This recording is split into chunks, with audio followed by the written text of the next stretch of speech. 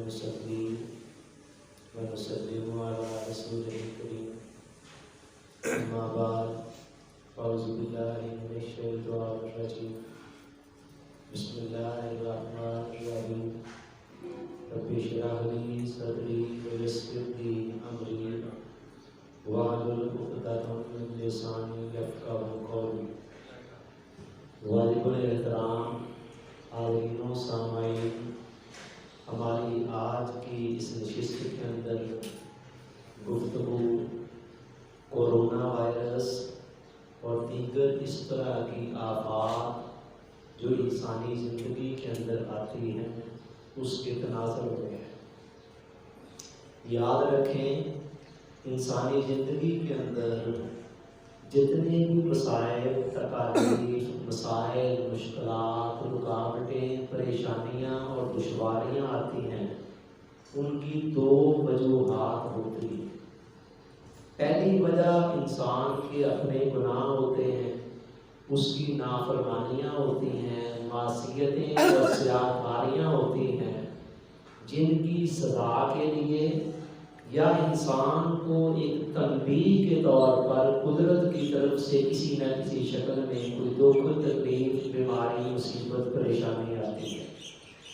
قرآن مجید کے اندر اللہ رب العزت نے اس نقطے کی طرف اشارہ کرتے ہوئے فرمایا وَمَا أَصَابَكُم مِّن مُّصِيبَةٍ فَبِمَا كَسَبَتْ أَيْدِيكُمْ، اے لوگو، جو مصیبتیں، جو دکھ، تکلیف، پریشانیاں تمہاری زندگی کے اندر آتی ہیں، فَبِمَا كَسَبَتْ أَيْدِيكُمْ، وہ تمہارے اپنے ہی ہاتھوں کی کمائی کا نتیجہ ہوتے ہیں۔ یعنی جو اعمال تم نے کیے ہوتے ہیں نا، حضور علیہ السلام نے فرمایا انما ہی اعمالکم ترد علیکم، جو تکلیفیں، پریشانیاں، بیماریاں، الجھنیں، کلفتیں تمہیں آتی ہیں، یہ تمہارے اپنے اعمال ہیں جو شکل بدل کر تمہاری طرف لوٹا دیے جاتے ہیں۔ تو پہلی وجہ تو یہ ہوتی ہے۔ پھر جس طرح افراد کے بدعمالیوں کا نتیجہ ان کے سامنے آتا ہے، اسی طرح جب قومیں اجتماعی طور پر غلطی کرتی ہیں تو ان کی سزا بھی اللہ کی طرف سے اجتماعی طور پر آتی ہے۔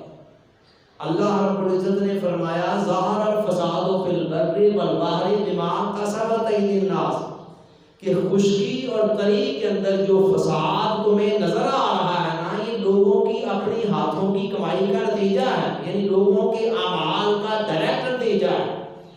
ایک اور جگہ فرمایا وَلَنُذِيقَنَّهُم مِّنَ الْعَذَابِ الْأَدْنَىٰ دُونَ الْعَذَابِ الْأَكْبَرِ لَعَلَّهُمْ يَرْجِعُونَ، ہم ان کو چھوٹے چھوٹے عذابوں کا چکھاتے رہتے ہیں، مختلف شکلوں کے اندر عذاب بھیج کر، پریشانیاں بھیج کر ان کو بدلہ دیتے رہتے ہیں، بدلہ ان چیزوں کا جو یہ کرتے ہیں۔ اور دون العذاب الاکبر، بڑے عذاب سے پہلے، یعنی اللہ کے کہنے کا مقصد یہ ہے کہ انسان جو غلطیاں اور گناہ کرتا ہے ان کی پوری سزا تو آخرت میں ملنی ہے، لیکن اس سے پہلے اللہ تعالیٰ وارننگ کے طور پر گاہے بگاہے مختلف شکلوں کے اندر کسی نہ کسی شکل میں ان کی طرف لوٹاتا رہتا ہے، ان کو وارننگ دینے کے لیے کہ وہ باز آئے۔ سو عزیزان ایمان، پہلی وجہ تو میں نے بتایا یہ ہوتی ہیں انسانی زندگی کے اندر مسائل، مشکلات اور تکالیف کے آنے۔ اور اس کے بعد دوسری وجہ آپ کوئی کہہ سکتا ہے کہ بڑے بڑے نیک لوگوں پر بھی مصیبتیں آتی ہیں، تکلیفیں آتی ہیں، مشکلات آتی ہیں۔ اگر مشکلات یا تکلیفیں یا مصیبتیں اور بیماریاں انسان کے گناہوں کا نتیجہ ہی ہوتی ہیں تو پھر نیک لوگوں پر، انبیاء پر، اولیاء پر، صلحاء پر کیوں آتی ہیں؟ اس کا جواب یہ ہے کہ اللہ رب العزت نے اس دنیا کو دارالامتحان بنایا ہے، ایک امتحان گاہ۔ تو امتحان گاہ کے اندر گاہے بگاہے اللہ تعالیٰ نے آزمائش کے لیے مختلف پرچے بنا رکھے ہیں۔ فرمایا وَلَنَبْلُوَنَّكُمْ بِشَيْءٍ مِّنَ الْخَوْفِ وَالْجُوعِ وَنَقْصٍ مِّنَ الْأَمْوَالِ وَالْأَنفُسِ وَالثَّمَرَاتِ، ہم گاہے بگاہے وقتاً فوقتاً تمہیں آزماتے رہیں گے، کبھی خوف کے حالات میں مبتلا کر کے، کبھی بھوک کے حالات میں مبتلا کر کے، کبھی مالوں کو چھین کر، کبھی پھلوں کو چھین کر، تو مختلف قسم کے امتحانات آتے رہیں گے۔ سو اللہ پریشانی ٹینشن آتی ہے تو ضروری نہیں کہ ان کے گناہوں کا نتیجہ ہو، ان کے لیے وہ آزمائش اور امتحان ہوتی ہے تاکہ اس کے اندر صبر کر کے وہ ان درجات تک پہنچ جائے کہ جن درجات تک انسان محض عبادت کے ذریعے بھی نہیں پہنچ سکتا۔ اللہ تعالیٰ کی بارگاہ میں ایسے ایسے درجات بھی ہیں۔ اب حضرت ابراہیم علیہ السلام کے متعلق قرآن کہتا ہے اِذِ ابْتَلَىٰ إِبْرَاهِيمَ رَبُّهُ بِكَلِمَاتٍ فَأَتَمَّهُنَّ، یاد کرو وہ وقت جب تمہارے رب نے ابراہیم علیہ السلام کو مختلف آزمائشوں کے ذریعے سے آزمایا، فَأَتَمَّهُنَّ، سو وہ سارے امتحانوں میں سے سرخرو ہو کر گزر گئے۔ جب تمام امتحان پاس کر گئے تو اللہ نے فرمایا انی جاعلک للناس اماما، اے میرے بندے ابراہیم، چونکہ تو تمام امتحانوں میں سے سرخرو ہو گیا ہے، اب ہم تمہیں کائنات کی امامت کا تاج تمہارے سر پر رکھنا چاہتے ہیں۔ تو یہاں کیا تھا؟ یہ آزمائشیں، مصیبتیں، تکلیفیں، پریشانیاں، رکاوٹیں، مخالفتیں، الجھنیں حضرت ابراہیم علیہ السلام کی معاذ اللہ کسی غلطی کا نتیجہ نہیں تھی، بلکہ بطور امتحان تھی تاکہ ان کے درجات کو بلند کیا جا سکے۔ سو میں نے بتایا کہ انسانی زندگی کے اندر جتنی بھی مصیبتیں آتی ہیں، پریشانیاں، تکلیفیں، بیماریاں آتی ہیں، ان کی یہ دو وجوہات ہی ہوتی ہیں، یا تو انسان کی اپنی غلطیوں اور کوتاہیوں کا نتیجہ یا پھر درجات کی بلندی کے لیے۔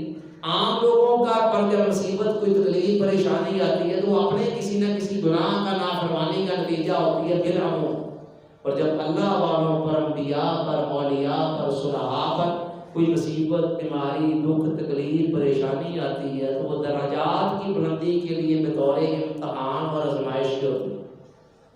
دوسرا اہم نقطہ یہ ہے اس حوالے سے کہ کوئی بھی اس کائنات کے اندر جو بھی مائنس صورتحال ہے نا ہمارے سامنے، جو بھی منفی صورتحال ہوتی ہے، اس کے اندر کوئی نہ کوئی خیر کا پہلو ضرور ہوتا ہے۔ یاد رکھنے اس کائنات کے اندر کوئی مائنس ایسا نہیں جس کے ساتھ پلس نہ لگا ہو، کوئی کانٹا ایسا نہیں جس کے ساتھ کوئی نہ کوئی پھول بھی نہ ہو، کوئی رات ایسی نہیں جس کے ساتھ ایک روشن صبح بھی نہ لگی ہوئی ہو۔ اس کائنات کے اندر کوئی مسئلہ ایسا نہیں جس کے ساتھ کوئی نہ کوئی موقع بھی اللہ تعالیٰ نے نہ رکھا۔ بدترین قسم کی صورتحال کے اندر بھی کوئی نہ کوئی خیر کا پہلو بھی ہوتا ہے۔ عام لوگ کیا کرتے ہیں، وہ جسٹ اس معاملے کے صورتحال کے نیگیٹو پہلو کو دیکھ کر پریشان ہونا، جلنا، کوڑنا شروع کر دیتے ہیں، ہمت ہار جاتے ہیں۔ لیکن جن لوگوں کو اللہ تعالیٰ نے وزڈم دی ہوتی ہے، عقل مندی دی ہوتی ہے، وہ اس مائنس صورتحال کے اندر سے بھی دیکھتے ہیں کہ پلس یہاں سے کیا ہے۔ قرآن مجید نے اس نقطے کی طرف اشارہ کرتے ہوئے فرمایا عَسَىٰ أَن تَكْرَهُوا شَيْئًا وَهُوَ خَيْرٌ لَكُمْ، اے لوگوں یہ عین ممکن ہے کہ تم ایک سچویشن کو ناپسند کر رہے ہو، وَهُوَ خَيْرٌ لَكُمْ، اور اسی کے اندر تمہارے لیے اللہ نے وہ خیر رکھی۔ اور دوسری جگہ فرمایا عَسَىٰ أَن تَكْرَهُوا شَيْئًا وَيَجْعَلَ اللَّهُ فِيهِ خَيْرًا كَثِيرًا، عین ممکن ہے کہ تمہیں ایک بات ناپسند ہو، ایک سچویشن، ایک صورتحال ناگوار گزر رہی ہو، لیکن اس کے اندر اللہ تعالیٰ نے بہت ساری خیر رکھی ہوئی ہو۔ تو جب بھی کوئی مسئلہ، کوئی ٹینشن، کوئی پریشانی، کوئی مصیبت آئے، پہلا نقطہ میں نے کیا بتایا کہ انسان اپنا جائزہ لے کہ میرے اعمال کے اندر کہاں کوتاہیاں ہیں، کہاں کمیاں ہیں، کہاں خامیاں ہیں، جن کی بنا پر قدرت مجھے وارننگ دے رہی ہے اصلاح کے حوالے سے۔ اور دوسرا نقطہ کیا بتا رہا ہوں کہ ہر سچویشن کے اندر کوئی نہ کوئی خیر، کوئی نہ کوئی پلس پوائنٹ ضرور ہوتا ہے۔ جب بھی آپ کسی مائنس صورتحال کے شکار ہو رہے ہوں تو صرف اس کے مائنس پہلو کو نہ دیکھیں، صرف اس پرابلم والے نیگیٹو پہلو کو نہ دیکھیں، بلکہ یہ دیکھنے کی کوشش کریں کہ اس کے اندر میرے لیے واقع کیا ہے، اس کے اندر پلس پوائنٹ کیا ہے، اس کو یوز کر کے میں آگے بڑھ سکتا ہوں، اپنے آپ کو امپروو کر سکتا ہوں، دنیا اور آخرت کی بہتریاں بلائیاں حاصل کر سکتا ہوں۔ اور اس کے بعد اب تیسرا نقطہ یہ ہے کہ اس وقت جو سچویشن ہے یا اس طرح کی سچویشن جو زندگی کے اندر آتی رہتی ہیں انسان کے اندر، کبھی انڈیویجولی اور کبھی کلیکٹیولی، کبھی انفرادی طور پر ہمارے سامنے بے شمار مسائل، پریشانیاں، ٹینشن آتی ہیں، اور کبھی اجتماعی طور پر جیسے اس وقت کورونا آیا ہوا ہے یا اور کوئی مسئلہ بعض اوقات اجتماعی طور پر آتا ہے۔ ایسی سچویشن کے اندر انسان کیا کرے؟ میں آپ کو 7 نکات پر مشتمل ایک گلدستہ بنا کر دینے لگا ہوں. چھوٹے چھوٹے سادہ سے پوائنٹ ہیں کہ جن کو آپ زندگی کے اندر ہر قسم کی سچویشن کے اندر، مسائل کے اندر، پریشانیوں، تکلیفوں، الجھنوں کے اندر استعمال کر سکتے ہیں، اور یہ سارے کا سارا قرآن و حدیث سے ماخوذ ہے. نمبر 1 دھیان سے سنیے گا. جب کوئی سچویشن، پریشانی، دکھ، تکلیف، مصیبت، بیماری، کوئی رکاوٹ، ٹینشن ماحول کے اندر کوئی دوسروں کا منفی رویہ آپ کے سامنے آئے یا کوئی اور مسئلہ آئے، تو آپ فوراً یہ دیکھیں کہ میرے اندر وہ کون سی کمی ہے جس کا یہ نتیجہ ہے، جس کی یہ سزا ہے. میں اللہ سے کہیں دور تو نہیں ہو گیا ہوں، کہیں اللہ اس مسئلے کے ذریعے سے، اس ناخوشگوار صورتحال کے ذریعے مجھے واپس اپنی طرف بلا تو نہیں رہا ہے. تو رجوع اللہ، پہلا نقطہ کیا ہے؟ اللہ کی طرف رجوع کرنا، پلٹنا، لوٹنا. ٹھیک ہے، جو گیپ آ گیا ہے نا ہمارے اور اللہ کے درمیان، اس گیپ کو فل کرنے کی کوشش کرنا. ایک بزرگ نے بڑی خوبصورت بات کہی. اس نے کہا دیکھنا چاہیے بندے کو کہ اگر میرے اور اللہ کے درمیان کوئی گیپ ہے تو یہ گیپ کدھر سے آیا ہے؟ اللہ پیچھے ہٹا ہے یا میں پیچھے ہٹا ہوں؟ ظاہر ہے اللہ تو پیچھے نہیں نہ ہٹتا، تو بندہ ہی پیچھے ہٹا ہے. جتنا میں پیچھے ہٹا ہوں اتنا میں پھر آگے آ جاؤں. تو رجوع اللہ. حضرت سیدنا عمر فاروق رضی اللہ تعالیٰ عنہ کے عہد مبارک کے اندر ایک مرتبہ قحط آ گیا. جب قحط آ گیا تو کافی کوششوں کے باوجود بھی قحط جا نہیں رہا تھا. آپ نے مجلس مشاورت بلا لی کہ مجھے بتائیں ہمارے طرز حکمرانی میں کہاں کہاں کمیاں ہیں، یہ قحط کیوں آیا ہوا ہے. ٹھیک ہے، ہر معاملے کے مادی اسباب بھی ہوتے ہیں، لیکن مادی اسباب سے پیچھے کچھ اور اسباب بھی ہوتے ہیں. دنیا تو بس مادی اسباب میں الجھ جاتی ہے کہ فلاں وجہ سے یہ مسئلہ آ رہا ہے، لیکن جن کو اللہ تعالیٰ نے ڈیوائن وزڈم دی ہوتی ہے نا، وہ صرف مادی اسباب میں نہیں الجھتے. اس کو پتا ہے اسباب کے پیچھے ایک اور ذات بھی بیٹھی ہوئی ہے جو اسباب کی ڈوریوں کو ہلا رہی ہے. تو مجلس مشاورت ہوئی اور اس کے اندر یہی طے پایا کہ ہمیں دیکھنا چاہیے کہیں نہ کہیں رجوع اللہ کے اندر کوئی کمیاں آ گئی ہے، اس کو بڑھایا جائے تاکہ وہ سچویشن ختم ہو سکے، پھر وہ مسئلہ اللہ تعالیٰ نے حل بھی کر دیا. اسی طرح آپ کے عہد مبارک کے اندر ایک مرتبہ زلزلہ آ گیا. اب اگر کوئی یہ زمانہ ہوتا تو فوراً ماہرین سے کہا جاتا ہاں بھی زلزلہ کے ماہرین بتاؤ بھائی اس کی شدت کتنی تھی زلزلے کی، اس کا مرکز کون سا تھا اور اس کا سبب کیا تھا، اور وہ سارا کیلکولیٹ کر کے سامنے بتا دیتے کہ جناب اتنے ریکٹر سکیل اس کی شدت تھی زلزلے کی، اور فلاں اس کا مرکز تھا اور فلاں اس کی وجہ تھی. لیکن وہ یہ زمانہ نہیں تھا. فاروق اعظم کھڑے ہو گئے جلال میں آگے زمین پر پاؤں مار کر کہنے لگے کہ عمر نے کبھی تیری پشت پر رہتے ہوئے کسی پر ظلم کیا ہے؟ زمین پر پاؤں مار کر کہنے لگے رک جا، تھم جا. کبھی عمر نے تیرے اوپر رہتے ہوئے کسی پر ظلم کیا ہے؟ جب میں نے ظلم نہیں کیا ہے تو میرے اہل حکومت کے اندر زمین تیری کیا مجال کہ تو اس پر ظلم کرے؟ لوگوں پر ظلم کر رہی ہے زلزلے کی صورت. لو جی اتنی بات کرنی تھی کہ زلزلہ تھم گیا، اور ایسا تھما کہ وہ دن اور آج کا دن، آج تک ساری دنیا کے اندر زلزلے آتے رہے ہیں اور آتے رہیں گے، مگر شہر مدینہ میں زلزلہ نہ آج تک آ سکا ہے اور نہ قیامت تک آ سکے. سمجھ آ گئی ہے پہلے نقطے کی؟ چلیے اب دوسرے نقطے کی طرف چلتے ہیں. دوسرا نقطہ کیا ہے؟ استغفار. آپ کے اوپر جو دکھ، تکلیف، مصیبت، بیماری، پریشانی آئی ہے وہ آپ کے گناہوں کی وجہ سے آئی ہے یا آپ کے درجات کو بلند کرنے کے لیے آئی ہے؟ استغفار ایسی انمول شے ہے کہ یہ ہر صورت میں نفع دے جاتی ہے. حضور علیہ السلام نے فرمایا من لازم الاستغفار، جس نے استغفار کو، استغفار میں توبہ کرنا، بخشش مانگنا، میں ابھی وہ سیرہ بھی بتاتا ہوں جو میرا انتہائی فیورٹ ہے اس حوالے سے، چلتے پھرتے اٹھتے بیٹھتے پڑھنے کے لیے.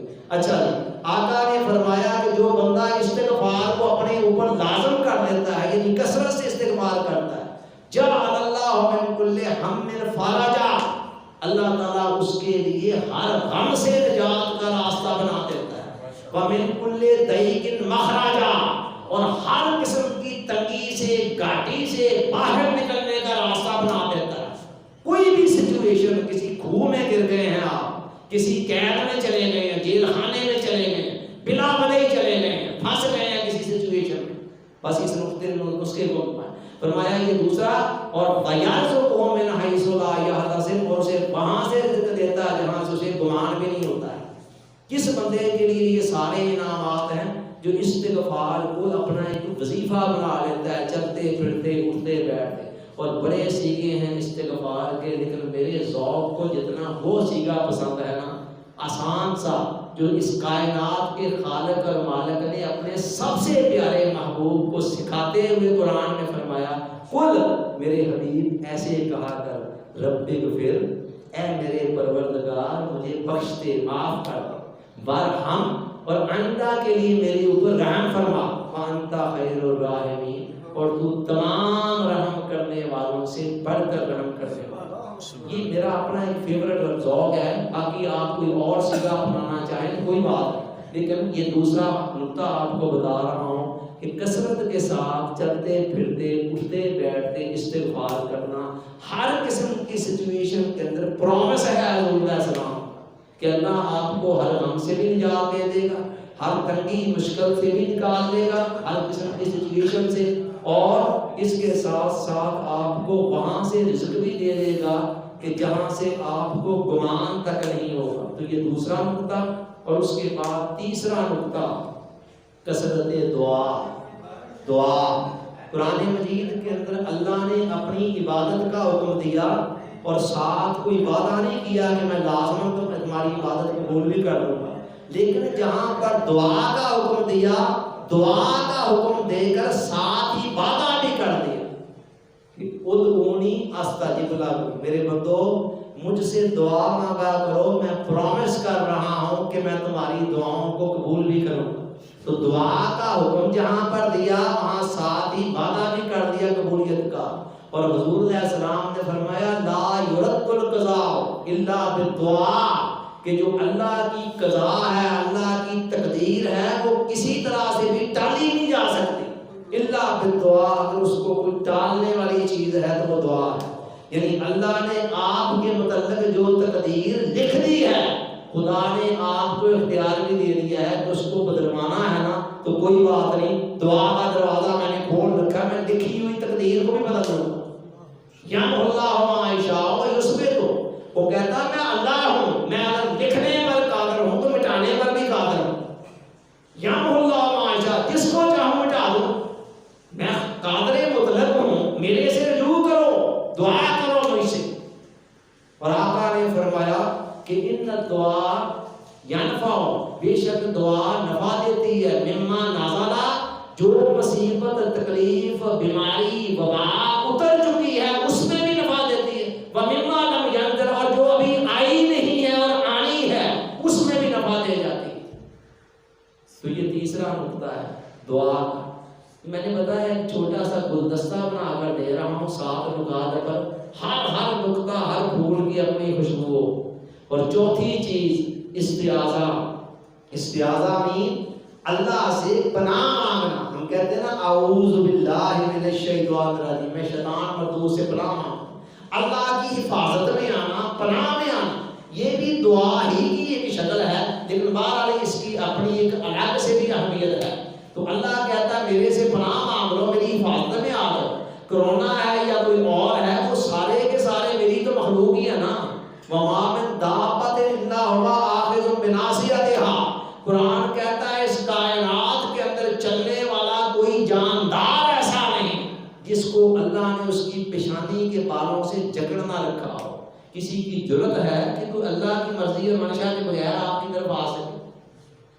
تو یہ استعاذہ کہ پناہ مانگنا اللہ کی. جب آپ حضور علیہ السلام کی دعاؤں میں صبح و شام کئی ایسی دعائیں ہیں، چھوٹی چھوٹی دعائیں جن میں پناہ مانگی گئی. مثلا آقا نے فرمایا اعوذ بکلمات اللہ التامات من شر ما خلق. یہ دعا صبح و شام، جو صبح کو 3 مرتبہ پڑھ لے گا وہ شام تک ہر قسم کی آفتوں سے اللہ کی حفاظت میں آ جائے، اور جو شام کو پڑھ لے گا وہ صبح تک آ جائے گا.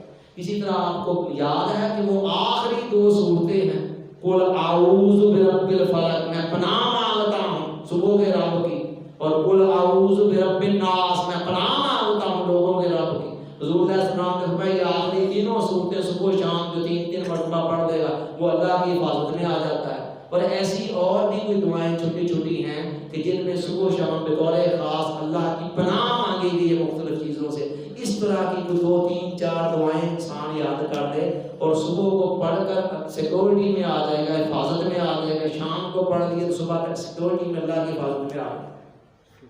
یہ چوتھی چیز تھی۔ اور اس کے بعد 5ویں چیز کیا ہے؟ وہ شکر ہے۔ شکر، اللہ کا شکر ادا کرنا۔ شیطان کو جب اللہ نے نکال دیا نا، فرمایا فخر دفاع ہو جا، میرے کہنے پہ آدم کو سجدہ نہیں کیا، اس نے منہ پہ ہاتھ مارتے ہوئے کہا کہ یا اللہ اچھا اس کی وجہ سے مجھے نکالا ہے نا، اب دیکھ میں ان ساروں کو گمراہ کیسے کرتا ہوں، لَأُغْوِيَنَّهُمْ أَجْمَعِينَ، تیری عزت کی قسم میں ان سب کو گمراہ کروں گا۔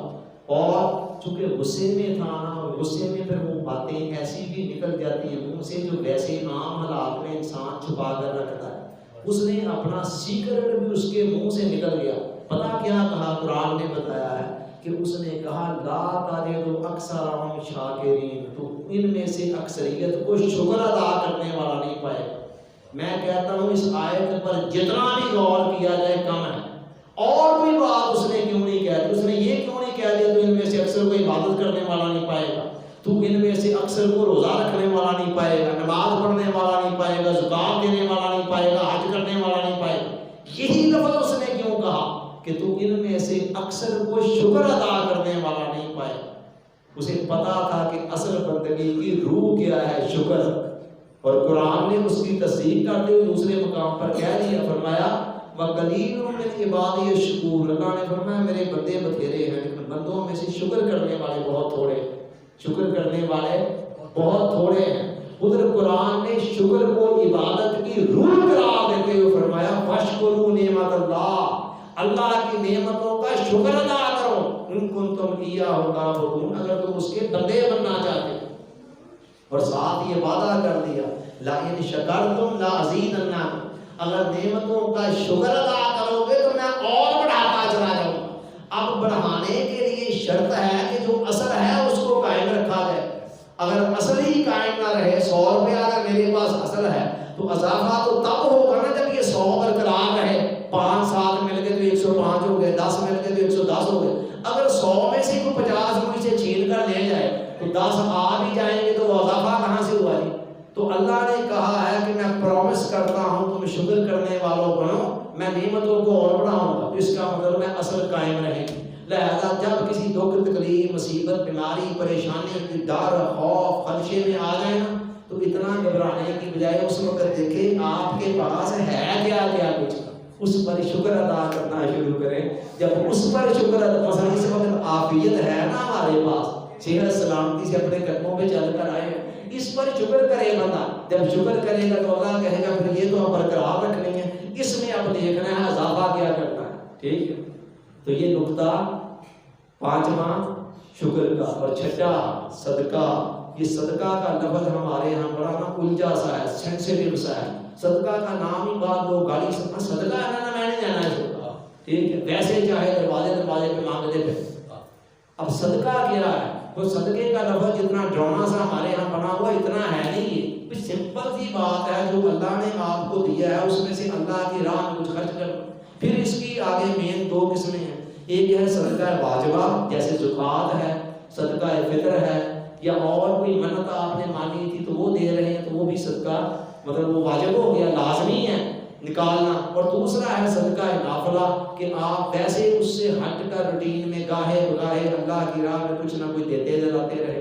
اور یہ صدقہ بھی کمال کی چیز ہے، بلاؤں کو ٹالنے میں اور قسمت کو بدلنے میں، تقدیر کو پھیر دینے میں اور خدا کی رضا کو حاصل کرنے کے اندر۔ پھر یہ صدقہ صرف مال میں نہیں ہے، عام لوگ سمجھتے ہیں بس ٹھیک ہے یہ مال میری جیب میں ہو۔ بابا آپ اگر چند لمحے کسی کو اللہ کے لیے دیتے ہیں، وہ اس کے کسی کام میں آتے ہیں، کوئی صلاحیت صرف کرتے ہیں، یہ صدقہ ہے۔ قرآن نے کہا مما رزقناہم ينفقون، متقیوں کی نشانی یہ ہے کہ جو کچھ بھی ہم نے اسے دیا اس میں سے خرچ کرتے ہیں۔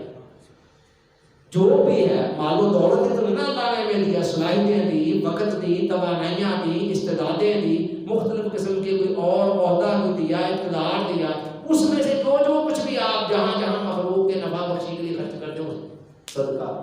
اور یہ بھی ایک طرف تو بلاؤں کو ٹالتا ہے صدقہ، اور دوسرا بندے کو اللہ کا حبیب بناتا چلا جاتا ہے۔ آقا نے فرمایا السخی حبیب اللہ ولو کانا فاسقا، جو سخی ہے، سخاوت کرنے کا مزاج رکھنے والا، وہ اللہ کا دوست ہے، اگرچہ عام لائف کے اندر بہت زیادہ نیک نہ بھی ہو، گناہگار بھی کیوں نہ ہو۔ اور یہ چھٹی چیز تھی۔ ساتویں اور آخری چیز ہے کہ احتیاطی تدابیر اختیار کرنا، کسی بھی معاملے کو پایہ تکمیل تک پہنچانے کے لیے جو لوازمات ہیں نا، تقاضے ہیں اس کے دنیا داری کے ساتھ، ان کو بندہ اپنی طرف سے کوئی کمی نہ چھوڑے۔ ٹھیک ہے، توکل اس کا نام نہیں ہے کہ آپ اسباب کو چھوڑ کر بیٹھ جائیں اور جی اللہ ٹھیک ہی کرے گا، نو، یہ توکل کا تصور ہی غلط ہے۔ تاجدار کائنات کی لائف کو اللہ تعالیٰ نے ہمارے لیے رول ماڈل بنایا ہے، نمونہ بنایا ہے۔ حضور علیہ السلام کی پوری زندگی میں مجھے کوئی ایک واقعہ ایسا دکھا دے کہ جہاں آقا نے اسباب کی کڑیوں کو نہ ملایا ہو اور صرف توکل کر دیا ہو۔ ہر جگہ پر خندق کھود رہے ہیں پھر توکل کر رہے ہیں، بدر کے میدان میں ساری کمائی اپنی دے کے جا رہے ہیں، جو ساری زندگی کی جمع پونجی تھی جن افراد کو تیار، وہاں جا کر پھر دعا مانگ رہے ہیں، توکل کر رہے ہیں۔ مومن کوشش کے معاملے میں مجاہد ہوتا ہے، نتیجے کے معاملے میں متوکل ہوتا ہے۔ کوشش کرنے کی باری آتی ہے تو پوری، اور جب نتیجے کی باری آتی ہے ٹھیک ہے کہنا مالک دا کم پانی دینا پھل پر مشنا پاوے، مالک دا کم پھل گڑ دانا لاوے یا نہ لاوے۔